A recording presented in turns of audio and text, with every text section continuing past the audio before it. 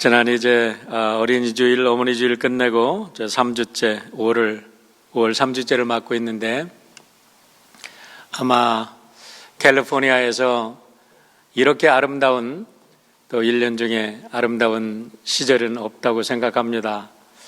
여러분 힘들지만 이 시절을 인조이 하시기를 축원합니다. 하나님이 값없이 내려주시는 저 아름다운 태양빛들, 그리고 아름다운 새소리들, 아름다운 꽃들, 또 아름다운 수목들 바라보면 얼마나 우리가 축복을 받고 살아가는지 다시 한번 깨닫게 될 것입니다. 그동안의 파크라든가 또 해변이 클로즈되어서 우리가 산과들에 얼마나 아름다운 꽃들이 피어 있는지 우리 눈으로는 확인하지 못했을지라도 우리가 작년을 생각해 보면 그 어느 때보다도 아름다운 꽃들과 수목들이 아주 울창하게 우리 산들과 또 들을 수놓고 있으리라 생각을 합니다. 아무도 보아주지 않아도, 아무도 찾아주지 않아도 철이 되면 꽃을 피우고 향기를 품어서 우리 벌과 나비를 초청하고 꿀과 화분을 나누어 주는 그 아름다운 꽃들, 과수들 바라보면서 우리 사랑하는 성도 여러분들이 하나님 정원에 심겨진 아름다운 꽃들이 되고 아름다운 과수들이 되어서 하나님이 원하시는 아름다운 향기를 이 어두운 세상에 또 열매를 구하는 사람들에게 나누어 주는 축복이 있기를 축원합니다. 아프리카에 전해지는 재미있는 이야기가 있습니다. 여러분들이 많이 들어서 알고 계시리라고 생각을 하는데 다시 한번 생각해 볼 수 있기를 바랍니다. 미국의 사냥꾼 몇 명이 아프리카로 사냥을 떠났다지요. 그래서 이제 사냥을 하려고 현지인들을 고용을 했답니다. 지리도 잘 알고 또 짐승도 잘 모는 현지인들을 고용해서 사냥을 하고 있는데 이 현지인들이 한참 사냥을 아주 몰두하고 있는데 어느 순간 어느 지점에 가더니 갑자기 서 있더래요. 그래도 이 사람들이 사냥꾼들이 이해를 못하고 왜 서 있냐고, 이 결정적인 순간에 더 몰아야지 왜 서 있냐고 그랬더니 현지인들이 이렇게 대답을 하더랍니다. 우리가 너무 멀리 너무 빨리 달려와서 내 영혼이 못 쫓아올까 봐 내 영혼을 기다린다고 그렇게 얘기를 하더랍니다.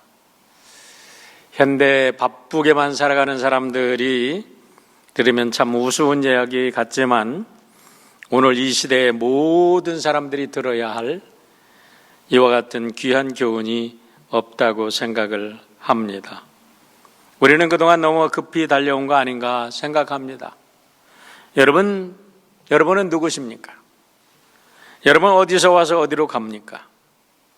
나는 지금 어디에 서 있습니까? 우리는 세상이 준 가치관 때문에 세상 사람들에게 밀려서 그저 앞만 보고 달리다가 나를 잃어버렸습니다. 내가 어디서 와서 어디로 가는지, 그리고 어디를 향하고 있는지, 내가 지금 어느 시점에 서 있는지도 모르고 그저 넓은 인생의 광야에서 길을 잃어버린 미아처럼 오늘 코로나라는 것 때문에 갑자기 길을 잃어버리고 울고 있는 미아와 같은 나 자신을 발견하고 있는지는 모르겠습니다. 우리 각자 한번 자신의 위치를 발견해보고 하나님 앞에서 나는 누구인가를 물어보는 시간이 되기를 바랍니다. 저는 목회자로서 코로나 바이러스가 사태가 발생한 후에 끝없이 질문하고 있습니다. 오늘도 질문을 하고 있습니다. 교회는 무엇인가? 교회는 어디서 와서 어디로 가는 공동체인가? 교회는 이 땅에 왜 존재해야 하는가? 앞으로 코로나 바이러스가 끝난다면 교회는 어디를 향하여 갈 것이고 또 교회가 과연 존재해야 하는가라는 질문을 끝없이 하고 있습니다. 미국에 가서 30년 동안 목회하면서 공부하면서 교회 세미나가 있다 그러면 할 수만 있으면 쫓아다녔습니다. 몇백 불씩 내고 때로는 비행기를 타고 세미나에 참석했습니다. 그때마다 모든 강사들이 이야기를 합니다. 교회의 비전 스테인먼이 뭡니까? 미션 스테인먼이 뭡니까? 이상하게도 다른 사람들에게는 쉬웠는지 모르지만 저는 그것을 결정하기 위해 20년 동안 헤맸어요. 20년이 끝난 후에 겨우 교회의 비전 스테인먼, 미션 스테인먼, 이것 분명히 이제는 양보 없이 이 길을 간다 하고 결정했던 적이 있는데요. 무엇이 교회의 목적인지. 그런데 코로나 사태가 터진 후에 지난 2달 동안 하나님께서는 30년 동안 저에게 제가 세미나를 쫓아다니면서 배운 것보다 더 본질적인 교회의 문제에 대해서 깨닫게 해주고 계시는 것이 아닌가 생각을 합니다. 과연 교회는 무엇인가? 교회의 본질은 무엇인가? 교회는 이 땅에 왜 존재해야 하는가? 우리 함께 생각해 보기를 바랍니다. 코로나 바이러스는 마치 브레이크가 고장난 열차처럼 달리던 세상의 모든 사람들을 향하여 갑자기 스탑!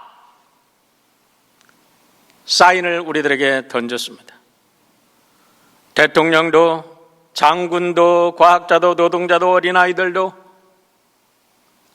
어른들도 최강의 군대라고 하는 항공모함조차 스탑 할 수밖에 없었습니다. 과연 우리는 어디를 향하여 달려왔나요? 어디를 향하여 달려가고 있었나요? 오늘의 스탑 시그널은 우리들에게 무엇을 어느 방향으로 앞으로 어디를 향하여 가라고 지금 우리들에게 이 스탑 시그널이 이야기를 하고 있는 건가요? 언제 이 스탑 시그널이 우리 앞에서 사라질까요? 욥기 38장 1절로 3절에는 이렇게 말하고 있습니다. 때 여호와께서 폭풍 가운데로서 욥에게 말씀하여 가라사대 무지한 말로 이치를 어둡게 하는 자가 누구냐? 너는 대장부처럼 허리를 묶고 내가 내게 묻는 것을 대답할지니라라고 말씀합니다. 폭풍한 가운데서 out of the storm, 다른 어떤 성경을 찾아보니까 the eye of a violent storm이라고 이야기합니다. violent storm의 그 폭풍의 눈 한가운데서 얼마나 멋지게 달려온 인생입니까? 얼마나 열심히 노력했습니까? 하나님께서 심는 대로 다 거두게 하셨습니다. 욥과 같이 큰 부를 쌓은 사람이 없고 욥과 같이 명성을 쌓은 사람이 없고 욥과 같이 존경을 받는 인물이 없었습니다. 동방의 의인이라고 그 영광을 홀로 다 받았습니다. 그러나 어느 날 갑자기 스탑! 폭풍이 닥쳤습니다. 모든 것이 한순간에 그렇게 날아갈 줄 아무도 몰랐습니다. 그런데 그 폭풍의 한가운데서 하나님이 질문하고 계시는 것입니다. 폭풍을 비껴나서가 아닙니다. The eye of a violent storm, 그 폭풍의 한가운데서, 폭풍이 질주하고 있는 그 가운데서 하나님께서 욥에게 질문을 하고 계신 것입니다. 너는 대장부처럼 허리를 단단히 조이고 내가 묻는 말에 대답해 봐라 하고 오늘 하나님이 욥에게 질문하는 질문이 여러분 욥에게만 하는 질문입니까? 아니지요. 바로 여러분과 나에게 오늘 세상의 모든 코로나의 폭풍에 갇힌 모든 사람들을 향하여 하나님이 폭풍 가운데 있는 우리들에게 질문하는 질문이 아니겠습니까? 내 허리를 단단히 조이고 나에게 대답해 봐라 라고 주님이 말씀하고 계신다고 저는 믿습니다. 모든 인생의 바닥이 드러난 인생의 그 바닥에서, 그 원점에서, 그라운드 지로에서,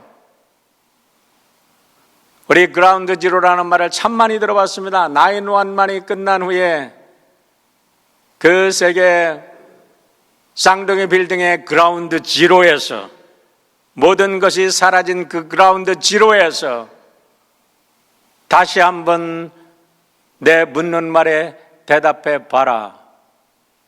오늘 내가 성공을 자랑했고 내 명예를 자랑했고 내가 인생을 찬가한다고 인생 찬가를 불렀던 그 모든 것이 한순간에 사라진 폭풍의 한 가운데서 내가 묻는 말에 대답해 봐라.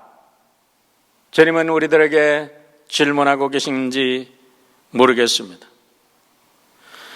성경을 읽다 보면 사람들이 하지 말아야 할 일들을 저지르고 인생의 막다른 골목에 서서 그들이 방황할 때에 하나님은 항상 그들을 찾아가서 질문을 하셨습니다. 인생의 가장 원초적인 질문이 창세기에 나옵니다. 여러분, 하나님의 첫 질문이 뭔지 아세요? 인간을 만든, 그리고 인간을 창조해 놓으시고 하나님께서 첫 번째 물으신 질문이 창세기 3장 9절의 질문입니다. 하나님께서 금단의 열매를 먹는 날에는 반드시 내가 죽으리라, 절대 먹어서는 안 된다고 말을 했는데, 여러분, 하나님의 그 창조의 세계를 완전히 뒤집어 놓는 사건이 일어났습니다. 코로나 사태가 문제가 아닙니다. 하나님이 지으신 그 놀라운 창조의 세계를 완전히 뒤집어 놓는 사건을 만들어 놓고 두려움과 공포에 떠는 아담에게 하나님께서 질문하셨습니다. 아담아, 내가 어디 있느냐? Where are you, 아담? 여러분, 정신없이 세상의 가치관을 가지고 그것을 밑바탕으로 해서, 근본으로 해서, 목적으로 해서 행복을, 성공을 추구한다고 오늘까지 달려왔습니다. 그런데 모든 것이 메스업됐습니다. 모든 것이 사라졌습니다. 그런데 여러분, 하나님께서 여러분에게, 그리고 저에게, 이 세상 모든 사람들에게 질문하는 질문은 Where are you? 내가 오늘 어디에 있느냐 질문하고 계십니다. 여러분, 코로나가 회복되는 게 문제가 아니라 이 질문에 대답하는 게 먼저인 줄 믿으시기를 축원합니다. 두 번째, 우리들에게 질문하십니다. 시기심으로 인해서, 하나님께 드리는 예배로 인한 시기심으로 인해서 자기의 동생을 쳐 죽였습니다. 아벨을 쳐 죽였다고 번역하고 있습니다.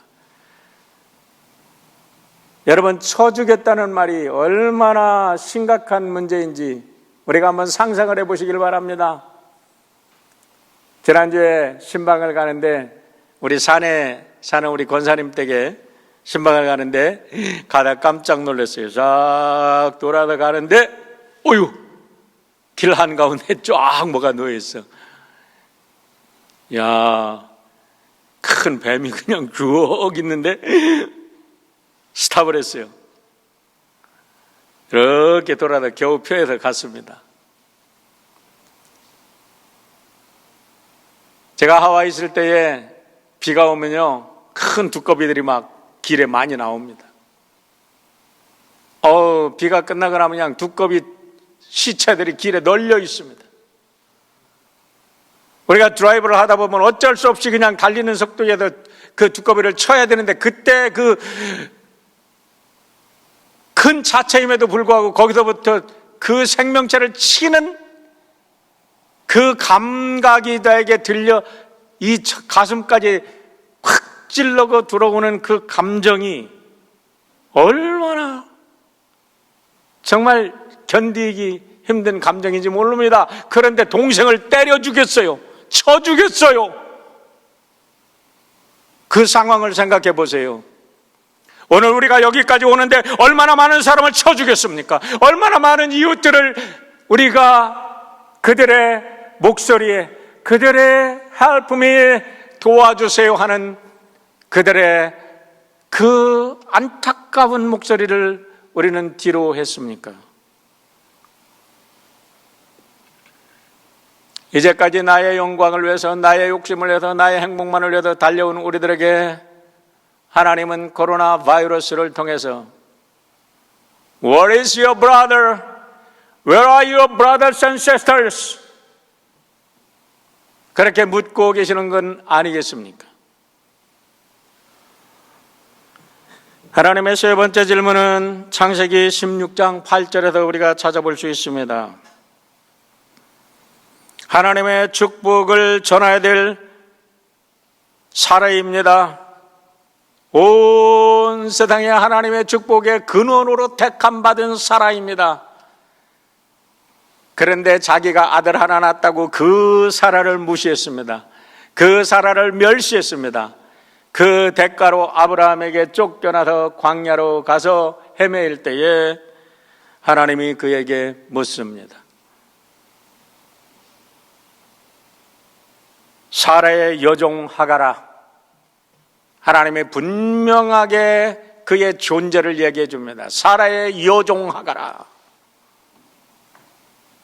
Where did you come from? 너 어디서 왔어? Where are you going? 너 어디로 가고 있어? 하나님께서 물으십니다. 여러분, 우리의 존재는 누구입니까? 우리는 어디서 와서 어디로 가고 있는 존재입니까? 이제는 교회가 이 원초적인 질문에 답을 해야 할 차례입니다. 이 원초적인 질문에 온전히 답하지 못하고 코로나 바이러스가 해결됐다고 춤춘다면 교회는 결국 망하고 말 것입니다. 그러나 오늘 이와 같은 고통 속에서도 교회가 이 본질적인 질문에 답하고 이 본질적인 질문과 본질을 찾게 된다면 교회는 아직도 세상을 향하여 빛과 소금과 구원의 등대로서의 역할을 능히 감당하는 하나님 나라의 축복의 통로가 될 줄 믿습니다. 그러나 바이러스로 인해서 교회의 가장 본질이라고 하는 예배가 스탑되었습니다. 교회의 교육이라는 것이 스탑되었습니다. 코이노니아가 교제가 본질이라고 했는데 모든 코이노니아가 단절이 되어버리고 말았습니다. 이벤젤리즘 미션이 단절되어 가고 있습니다. 앞으로 우리는 무엇을 해야 합니까?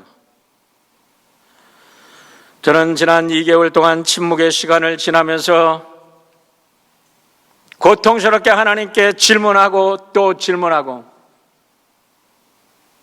새벽을 깨우면서 사람들 앞에서가 아니라 하나님 앞에서 이 질문을 드립니다. 하나님, 우리는 어디로 가야 하는 것입니까? 교회는 왜 존재해야 되는 것입니까? 그런데 놀랍게도 하나님께서는 오늘 예수님의 기도를 통해서 그 답을 주셨습니다. 오늘 여러분과 함께 하나님께서 우리에게 주신 교회 존재의 본질을 회복하라고 주신 그 답을 여러분과 함께 나누기를 원합니다. 오늘의 말씀은 예수님께서 제자들을 통해서 복음을 듣고 앞으로 이루어질 교회 공동체를 위한 기도입니다. 20절의 말씀을 보시기를 바랍니다. 내가 비옵는 것은 이 사람들만을 위함이 아니요 또 그들의 말로 말미암아 여러분, 그들의 말이라는 것은 그냥 just their word가 아닙니다. through their word라고 그랬는데 우리가 헬라어 본문을 찾아보면요 로구 아우톤입니다. 로고스라는 말이에요. 그들의 진리의 말씀으로 인해서 앞으로 제자가 될 그 공동체를 위하여 내가 기도합니다, 이 말이에요. 단순한 말이 아닙니다. 하나님의 진리의 말씀을 듣고 예수님의 제자가 되고 예수님의 제자가 된 교회들을 위해서 이제 기도하시는데요, 보세요. 예수님은 이제 돌아가십니다. 더 이상 제자들과 함께 하지 않으십니다. 그런다고 하면 여러분, 이 기도 속에 교회의 본질이 들어있는 거 아니겠습니까? 기독교 역사 속에 수많은 신학자들이 교회는 무엇인가라고 정의해 왔습니다. 신학교에 가면은 빠지지 않고 공부하는 게 한스콩의 교회란 무엇인가라는 책을 읽게 합니다. 이 사람은 고대, 중세, 근대, 현대 교회를 다 섭렵해서 읽으면서 교회와 하나님의 나라, 교회와 하나님의 백성, 교회와 성령의 관계, 교회는 그리스도의 몸이다, 교회의 단일성과 다양성, 사도적 교회는 무엇이냐, 세계 속의 교회는 무엇이냐 등등 방대한 책을 썼습니다. 그런데요, 우리 예수님께서 가르치신 교회는 그런 교회가 아니에요.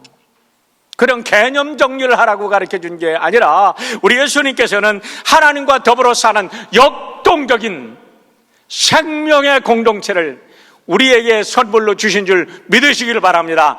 개념 정리를 가지고 놀라는 말이 아닙니다. 연구하라는 말이 아닙니다. 하나님의 생명을 가지고 이 땅에 새로운 하나님의 나라를 만들고 하나님의 생명을 가진 사람들을 양육해내라고 우리 주님께서 우리들에게 이 교회를 주신 줄 믿으시기를 바랍니다. 감리교 창시자 요한 웨슬레 목사님의 귀한 말씀을 우리는 잊어서는 안 될 것입니다. 그분이 앞으로 감리교회를 걱정하면서 이렇게 말씀하셨습니다. 내가 두려워하는 것은 감리교회가 지구상에서 사라지는 것이 아닙니다. 내가 두려워하는 것은 감리교인들이 성령의 능력이나 감동이나 우리를 위대하게 만드는 영성을 잃어버리고 만족하게 살아가는 것입니다. 하나님의 진리를 잃어버리고 하나님의 그 주신 축복을 잃어버리고 그저 세상 것에 만족해서 취해서 죽어가는, 그러면서 즐거워하는 그런 공동체가 아닙니다. 나는 감리교회가 유럽이나 아메리카에서 사라지는 것을 두려워하지 않습니다. 내가 진실로 두려워하는 것은 감리교회가 생명을 잃어버리고 능력이 없는 종교의 형태가 되어 죽은 종파로 남는 것입니다. 감리교회가 처음 시작했던 교리와 정신과 훈련을 게을리한다면 의심의 여지 없이 그렇게 되고 말 것입니다.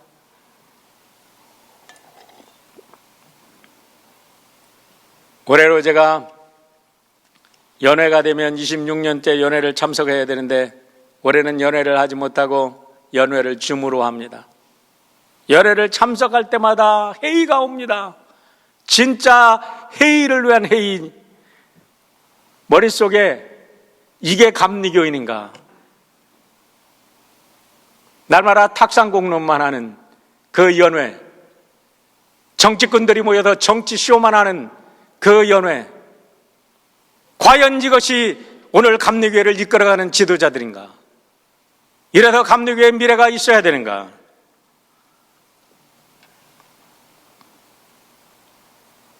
동성연애 문제를 가지고 쪼개져야 되는가 말아야 되는가 할 때 코로나 바이러스가 콱 덮쳐가지고 스탑!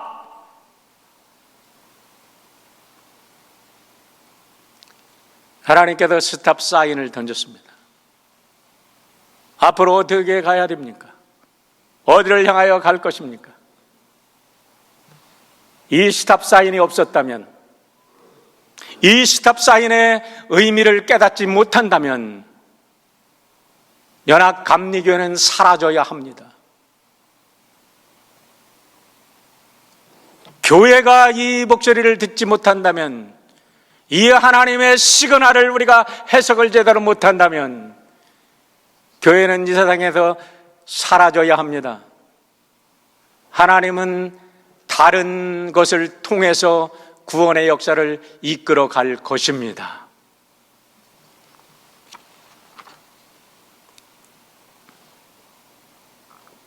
(21절로 26절을) 자세히 묵상해 보면 여러분 교회의 본질 5가지를 발견하게 됩니다. 오늘 이 5가지를 짧게 요약해서 여러분과 함께 나누기를 원합니다. 첫 번째는 삼위일체 하나님처럼 그들 모두가 하나 되게 해달라고 주님이 간절히 기도합니다. 교회가 부흥하라고 가르친 거 아닙니다. 삼위일체 하나님처럼 그들이 하나 되게 해달라고, 삼위일체 하나님 안에 있게 해달라고, 아버지께서 예수님을 이 땅에 보내신 것을 믿게 해달라고, 예수님을 통해 드러난 하나님의 영광을 보게 해달라고, 그들이 하나님의 사랑 안에 살게 해달라고 5가지를 기도한 줄 믿고 이것이 교회의 본질이고 이것을 회복한다면, 이것을 회복하는 교회가 진정한 교회요, 이것을 회복하는 공동체가 앞으로도 이 땅에 남아 우리가 하나님의 영광을 드러낼,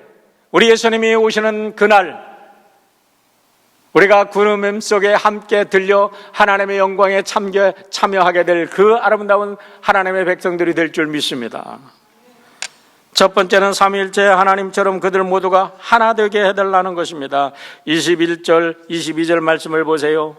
아버지여, 아버지께서 내 안에, 내가 아버지 안에 있는 것 같이 그들도 다 하나가 되어 내게 주신 영광을 내가 그들에게 다 주었으니 이제는 우리가 하나 된 것 같이 그들도 하나가 되게 하려 하매니이다. 23절입니다. 그들로 온전함을 이루어 하나가 되게 하려 함이니이다 라고 말씀합니다. 여러분, 하나님이 우리를 부르신 것은 하나님의 아들, 딸이 되라고 부르신 줄 믿습니다. 그런데 왜 하나님의 아들, 딸들이 되어가지고 그렇게 서로 미워합니까? 왜 그렇게 서로 시기하고 질투합니까? 하나님의 아들, 딸들인데, 한 가족인데 말입니다. 아버지가 우리에게 원하시는 게 있다면, 여러분, 우리가 참 좋은 감리교인이 되라고 부르셨습니까? 장로교인이 되라고 부르셨습니까? 침례교인 되라고 부르셨습니까? 루터란이 되라고 부르셨습니까? 캐톨릭 교인이 되라고 부르셨습니까? 예수 그리스도를 통해서 우리가 하나님의 아들, 딸이 되라고 부르신 줄 믿으시길 바랍니다. 교회도 마찬가지예요. 교회 안에서도 왜 이렇게 싸움을 많이 합니까? 아프리카 부족에 대해서 연구하던 어느 인류학자가 아이들을 모아놓고 게임을 했답니다. 나무에 달콤한 과자를 달아놓고 누구든지 먼저 뛰어간 아이들에게 그 과자를 먹고 거기에 이제 1등을 하면 더 큰 상금을 주겠다고. 그러고서 여의 땅 하고 아이들을 줄을 세워놓고서 아이들을 출발시켰답니다. 이 사람 생각으로는, 이 사람의 서구적인 가치관으로는, 이 사람이 이때까지 살아온 배경으로는 아이들이 달려갔어야 합니다. 아이들이 뛰어가서 누군가가 그걸 움켜잡아야 했습니다. 그리고 그 움켜잡은 아이들을 칭찬하고 그에게 상을 내렸어야 합니다. 그런데 이게 어찌 된 일입니까?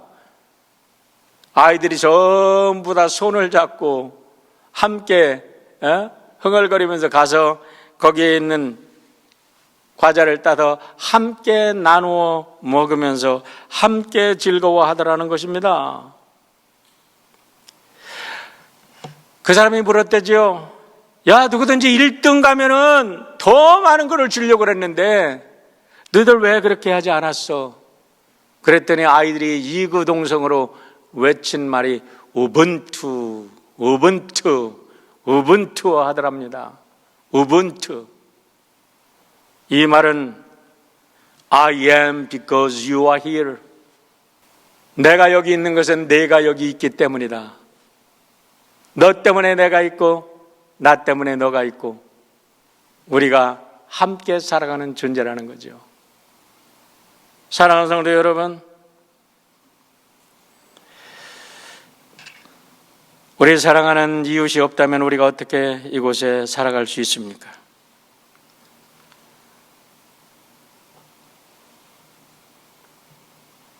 넬슨 만델라가 늘 가슴에 품고 살았던 것이 바로 이 우분투 정신이었고, 그가 수십 년 동안 감옥에서 남아프리카 공화국의 독립을 외치며 그 영국의 식민지로부터 독립하면서 독립의 정신, 건국의 이념으로 세우는 게 바로 우분투, 이 정신이었다는 거지요. 코로나 바이러스가 우리에게 깨우쳐준 많은 가르침 중에서 여러분, 우리는 서로 거리를 둬야 된다는 것입니까? 저는 그게 아니라고 생각합니다. 너희들은 홀로 살아갈 수가 없어. 코로나 바이러스가 온 후에 마켓에 가서 마켓을 볼 때 그렇게 고마울 수가 없어요. 마켓에서 봉사하는 캐시어한테 내가 그렇게 고마운 마음을 가지고 내가 마켓을 본 적이 없어요. 거기서 봉사하고 거기서 물건들 정리하는 사람들한테 그렇게 내가 가슴 깊이 고마워한 적이 없어. 여러분, 그 신선한 과일과 신선한 야채, 신선한 우리가 고기와 신선한 달걀을 우리가 먹으면서 언제 그렇게 그것을 생산하기 위해서 땀 흘리고 눈물 흘린 사람들에게 고마워한 적이 있어요? 코로나 바이러스가 스탑 사인을 내려놓고 보니까 그들이 없으면 나도 없다는 사실을 깨달았잖아요. 여러분, 교회의 본질이 무엇입니까? 교회의 본질은 우리가 하나님 안에서 사랑하는 한 가족이고 한 형제 자매임을 깨달으라고 우리 하나님께서 이 시그널을 주신 줄 믿으시기를 축원합니다. 우리가 반드시 이것을 깨닫고 이것을 우리가 코로나 이후의 삶은 이 본질을 찾기 위해서 살아간다면 여러분, 많이 모이든 적게 모이든 그것이 문제가 아니에요. 교회는 교회로서의 위대한 역할을 감당하게 될 줄 믿습니다. 두 번째는 삼위일체 하나님 안에 있게 해달라는 것입니다. 21절, 24절, 26절 보세요. 그들도 다 하나가 되어 우리 안에 있게 하사 아버지여 내게 주신 자도 나 있는 곳에 나와 함께 있게 하사 나도 그들 안에 있게 하사 그랬어요. 우리 예수님께서 여러 번 말씀합니다. 내가 너희 안에, 너희가 내 안에, 내 말이 너희 안에, 너희가 내 안에, 아버지가 내 안에, 내 아버지가 내가 아버지 안에. 도대체 이게 무슨 말일까요?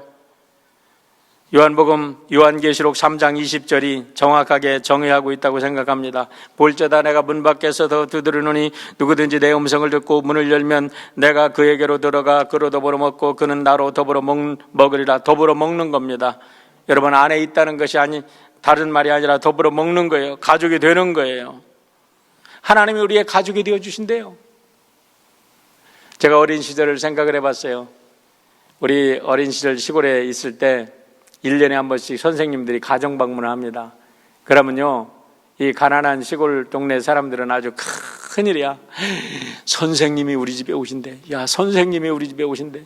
이게 선생님이 오시면 뭐를 대접해야 되나? 이거 막 큰 걱정이 대단히 같아. 어머니 아버지들에게는 아주 큰 걱정이야.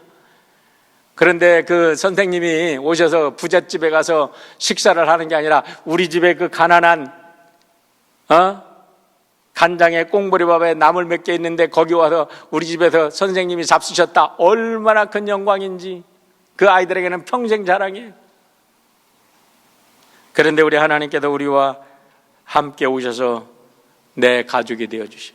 나의 더럽고 추한 거 다 용서하시고 내 아버지가 되어주셔. 우리의 안에 하나님이 함께 되어주셔. 할렐루야. 게리 스몰리 박사는 패밀리 카운슬러로 우리 미국에서 아주 유명한 분입니다. 지금도 이번에 스몰리 릴레이션십 센터 프레지던이 돼가지고 패밀리 카운슬러로서 큰 역할을 하고 있고 많은 책을 쓰고, 이분이 무슨 미국에 세미나가 있으면 가서 아주 유명 강사로 많이 초청되고 있는 분인데, 이분이 My Relationship with God이라는 책에서 이렇게 자기 고백을 합니다. 이 사람이 모든 일이 잘 되어갈 때 어느 날 갑자기부터 일들이 꼬이기 시작하는 겁니다. 아내하고 대화가 통하지 않고 자식하고도 대화가 통하지 않아요. 가정에서부터 문제가 생기기 시작합니다. 그러더니 스태프들과도 이 릴레이션십이 다 깨어지면서 모든 것이 그냥 막 뒤죽박죽이 되어가는 그런 막 혼란을 느낍니다. 그러면서 왜 그런가 고민에 빠졌습니다. 하나님 앞에도 많이 기도합니다. 그러다가 나중에 깨달은 게 있습니다. 뭐냐면 어렵고 힘들 때는 늘 하나님 앞에 기도했습니다. 어렵고 힘들 때는 늘 가족과 이야기했습니다. 어렵고 힘들 때는 늘 스태프들과 함께 대화하면서 경청했는데 일이 잘 풀려나가고 모든 일이 순조롭게 되고 모든 일이 잘 되어나가고 그냥 저절로 되는 것 같이 막 느껴지기 시작하면서 자기가 성공 가도를 달리기 시작하면서 그때부터는 하나님과 대화가 멀어지고 아내와의 대화도 멀어지고 아들들과의 대화도 멀어지고 이제는 스태프들의 이야기가 우습게 여겨지고 단절이 된 거예요. 결국 그가 깨닫게 된 거예요.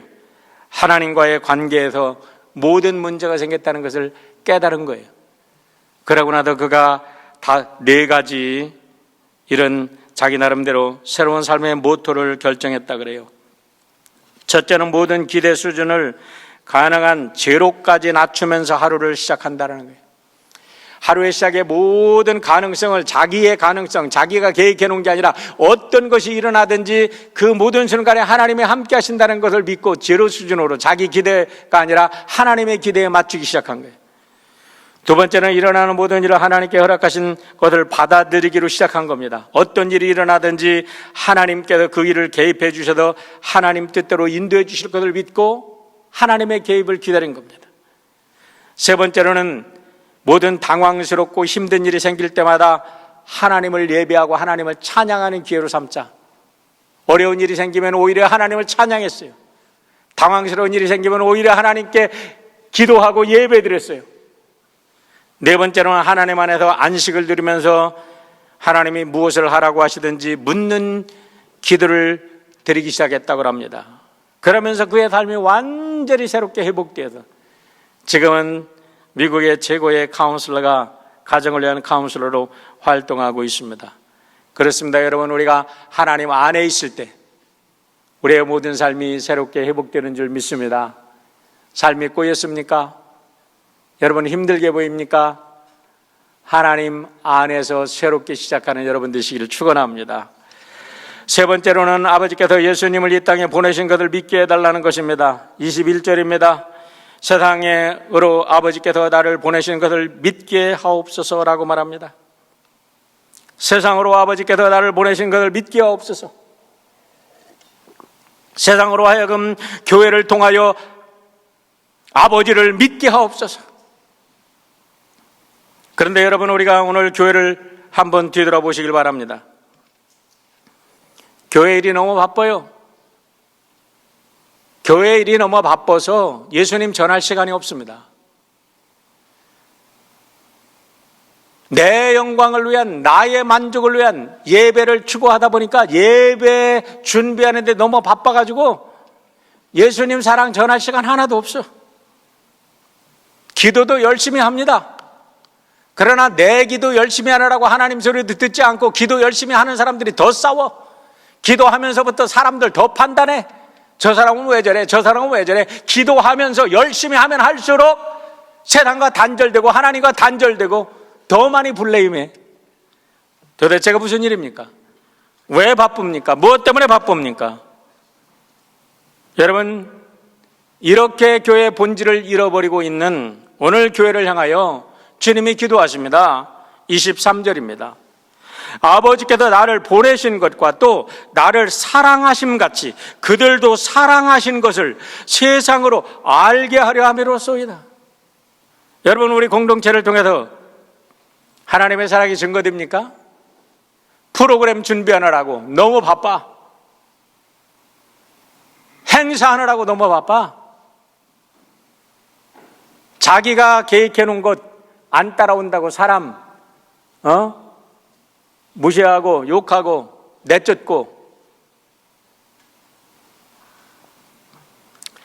이제는 교회에 더 이상 사람들이 속지 않아요. 친절해 주는 거, 친절하게 해주는 것 같고 뭐 하나 갖다 주는 것 같은데 들어가 보면 그래가지고 거기에 딱 올매가지고 더 이상 움짝달싹도 하도 못하게 만드는, 들어가면 들어갈수록 아, 내가 이 사람들에게 속았구나 하는 교회 공동체들이 오늘 예수님의 말씀 가지고 본질을 회복하지 않는 한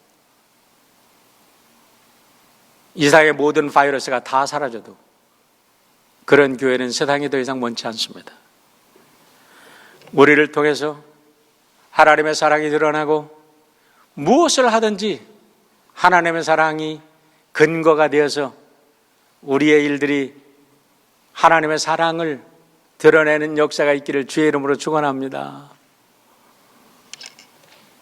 맛을 잃은 소금은 밖에 던져버리고 짓밟히게 될 거라고 말씀하셨는데,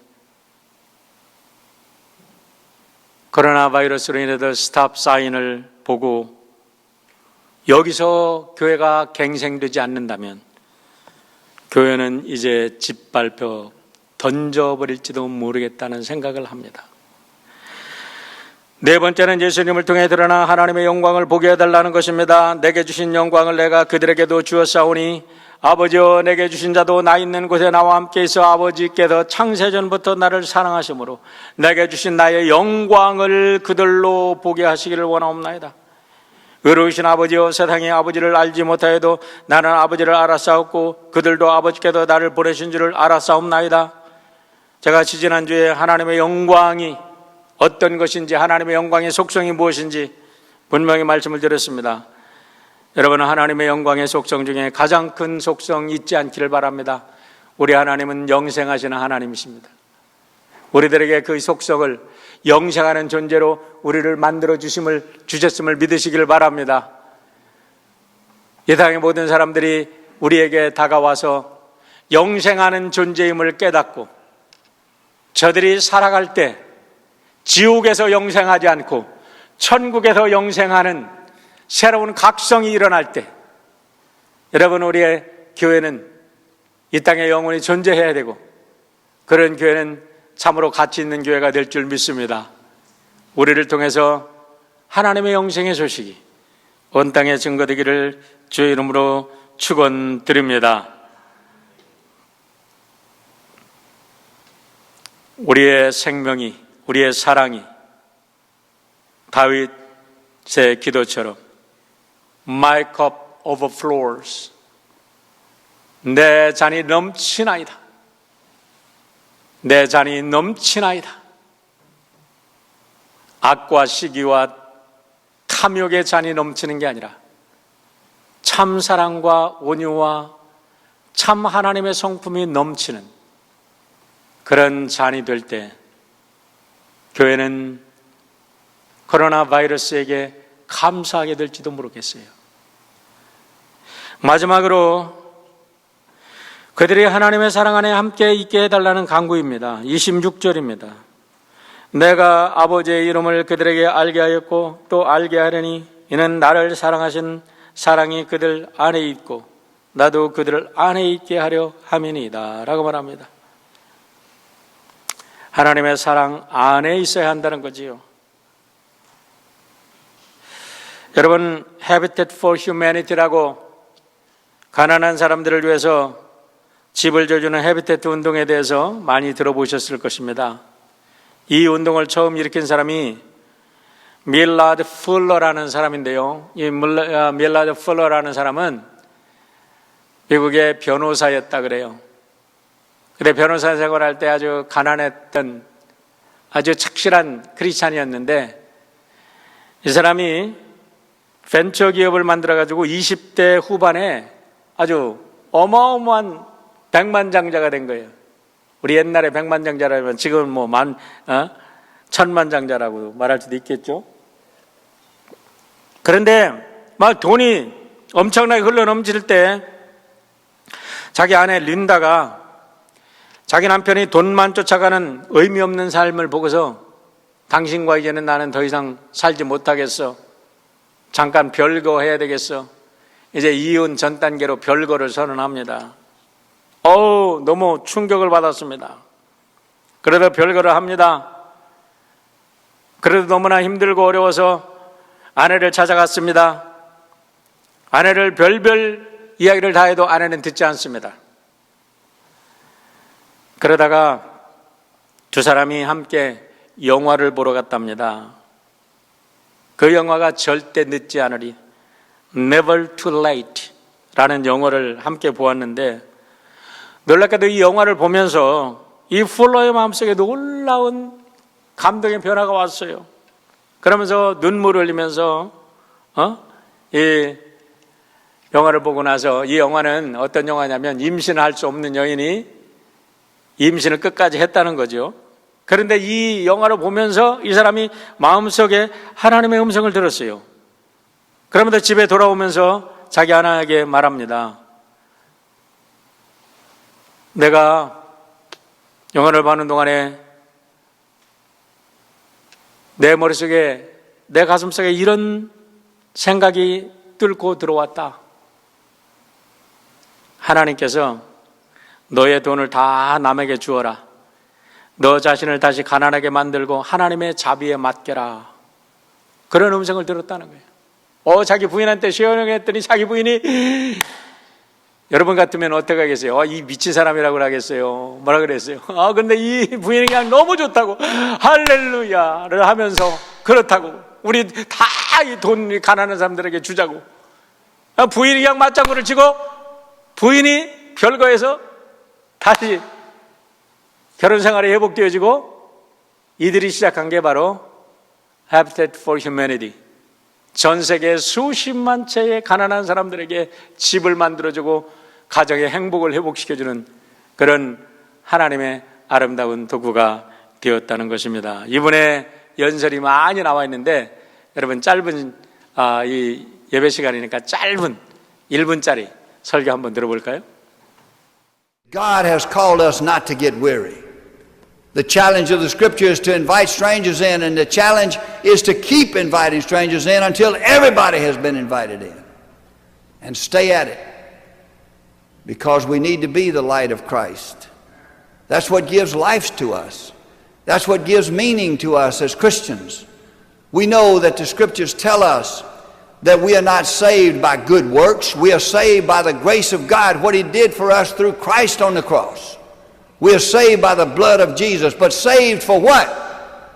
Saved to get an RV, get a fishing pole, and go recline and wine and dine and shine on the beach? I'm not against going to the beach. I love to go to the beach, but we don't need to perpetually stay on vacation. We need to go to vacations and get renewed and refreshed so that we can go back at it and do God's work out in the community. So that people who see us say, my goodness, do you see what's happening over there? That's a bunch of Christians over there doing God's work. Isn't that exciting? We need to be that kind of light and continue to be that light and not be weary in letting that light shine. 알아듣기가 좀 힘든 얘기인데 God has called us not to get weary. 우리가 날마다 곤란하고 피곤해 지쳐서 살라고 하나님은 우리를 부르신 게 아니라 우리가 담대하게 복음을 전하라고 부르셨다는 거예요. 우리가 구원받은 것은 우리가 good work, 우리가 선행을 행해서도 아니고 하나님의 은혜로 예수 그리스도의 보혈의 피로 구원을 받았는데 무엇을 위해서 구원받았냐 이거예요. 우리가 그냥 잘 살고 잘하다가 은퇴해가지고 비치가에 돌아다니면서 즐기고 세상 여행 다니면서 즐기면서 와 이것이 하나님의 축복이다 그러라고 우리가 구원받았냐 이 말이에요. 아니라는 거죠. 우리가 베케이션을 내서 우리가 어렵고 힘든 우리의 주변에 있는 커뮤니티에 가서 그들을 돕고 그들에게 하나님의 사랑을 전하라고 우리가 구원받은 게 아니냐 이러면서 이분이 챌린지를 하고 있는 내용입니다. 이번에 대한 영상이 여러 군데 있는데요. 사랑하는 성도 여러분, 한번 생각해 보십시오. 제가 이 코로나 바이러스가 창궐하면서 계속 제 마음속에 떠나지 않는 한 생각이 바로 쇼펜하우어의 고슴도치 딜레마입니다. 어느 추운 겨울날 고슴도치들이 체온을 유지하기 위해서 뭉쳤대지요. 한 덩어리가 되었습니다. 그런데 서로 찔러 너무 아파. 그래서 떨어졌어. 근데 추위를 피하기 위해서 추위가 너무 추워. 다시 뭉쳐. 다시 찔러. 다시 떨어져. 그러면서 쇼펜하우어가 얘기하는 것은 이것이 인간 관계의 딜레마라는 거죠. 홀로 살 수 없어. 그래도 붙어야 돼. 함께 살아야 돼. 함께 살라고 그러니까 자꾸 찔러. 그러다 보니까 어느 정도 또 떨어져야 돼. 결국은 인간은 어느 정도 거리를 유지하면서 에티켓을 지켜야 살아갈 수 있는 존재다. 그러는데 여러분 한 가지 질문 드립니다. 사랑하는 우리 성도 여러분, 코로나 바이러스가 진정 우리들에게 소셜 디스턴스를 요구합니다. 그러나 이것만이 아니라 우리가 소셜 디스턴스로 떨어져서는 살 수 없는 존재입니다. 본질적으로 우리는 하나가 되어야 됩니다. 본질적으로는 함께 살아야 됩니다. 이 코로나 바이러스가 지난 후에 교회의 모습이 어떠해야 하는가? 이 두 가지의 문제에서 밸런스를 어떻게 찾아야 할 것인가? 이거는 누구에게 답을 찾기보다는 우리 모두가 함께 이루어내야 될 숙제인 줄 믿습니다.